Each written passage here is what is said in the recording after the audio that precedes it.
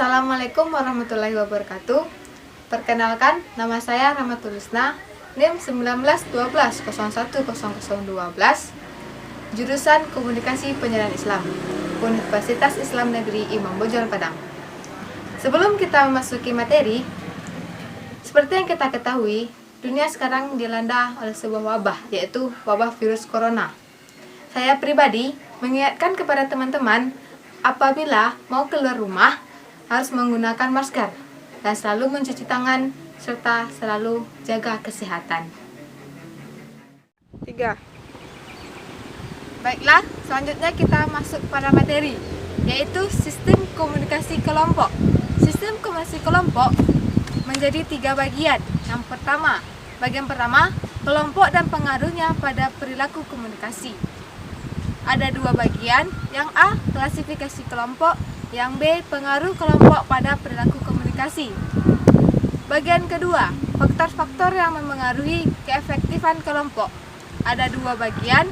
Yang pertama, faktor situasional, karakteristik kelompok. Yang kedua, faktor personal, karakteristik anggota kelompok. Bagian ketiga, bentuk-bentuk komunikasi kelompok. Ada 2 bagian. Yang A, komunikasi kelompok deskriptif, yang B, komunikasi kelompok perspektif. Sistem komunikasi kelompok. Komunikasi kelompok pasti tidak asing lagi di telinga kita. Saya di sini akan menjelaskan apa itu komunikasi kelompok. Komunikasi kelompok dapat didefinisikan sebagai pertukaran informasi antara mereka yang memiliki kesamaan dalam hal budaya, linguistik, atau geografi. Hal ini ditegaskan oleh Jalaluddin Rahmat bahwa komunikasi kelompok digunakan untuk saling bertukar informasi, menambah pengetahuan, untuk memperteguh dan mengubah sikap dan perilaku, mengembangkan kesehatan jiwa, dan meningkatkan kesadaran. Bagian pertama, kelompok dan pengaruhnya pada perilaku komunikasi. Ada 2 bagian. Yang A, klasifikasi kelompok. Klasifikasi kelompok ada beberapa pembagian. Yang pertama, kelompok primer sekunder. Kelompok primer adalah kelompok yang memiliki ciri kerjasama dalam hubungan tatap muka yang sangat dekat. Contohnya adalah keluarga. Sedangkan kelompok sekunder adalah kelompok yang memiliki ciri hubungan yang tidak akrab dan tidak personal. Contohnya ormas, serikat buruh, dan lainnya. Yang kedua, in-group, out-group. In-group adalah kelompok kita, sedangkan out-group adalah kelompok mereka. Yang ketiga, kelompok keanggotaan dan kelompok rujukan. Kelompok rujukan adalah kelompok yang digunakan sebagai standar untuk diri sendiri atau untuk membentuk sikap. Yang ketiga, kelompok keanggotaan dan kelompok rujukan.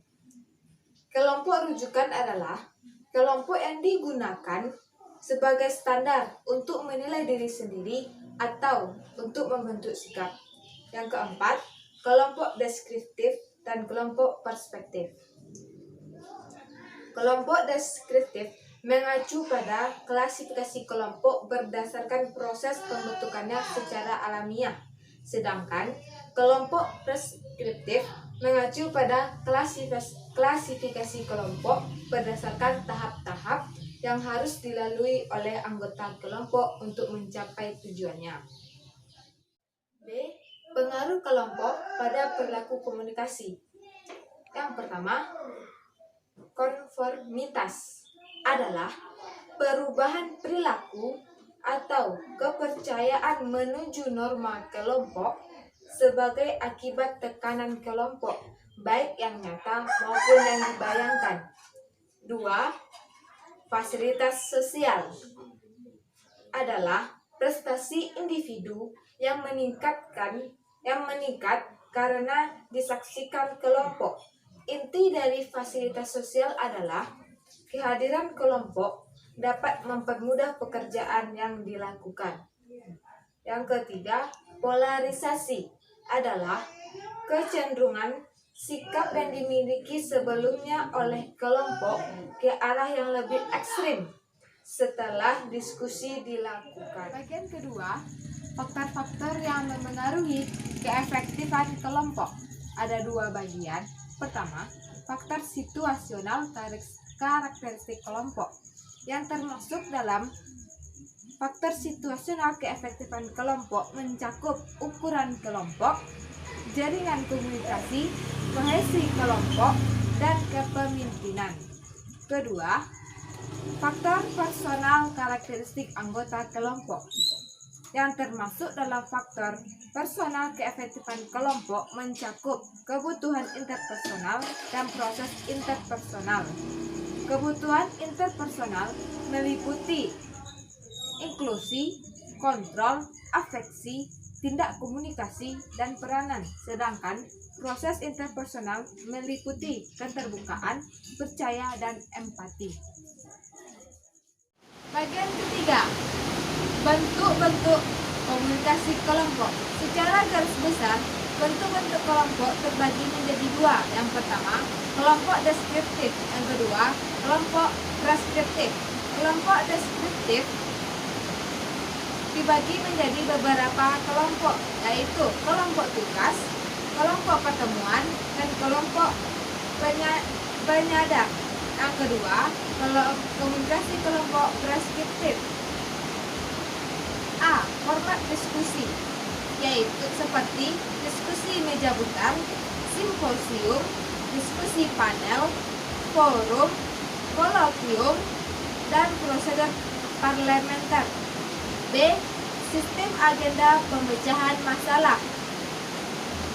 Secara umum, terdapat tiga pola urutan acara pemecahan masalah yang dapat membantu penyelesaian tugas kelompok sebagaimana yang diungkapkan oleh para ahli. Yang pertama, urutan pemecahan masalah kreatif. Kedua, urutan berpikir kreatif. Yang ketiga, pola solusi ideal. Terima kasih kepada teman-teman.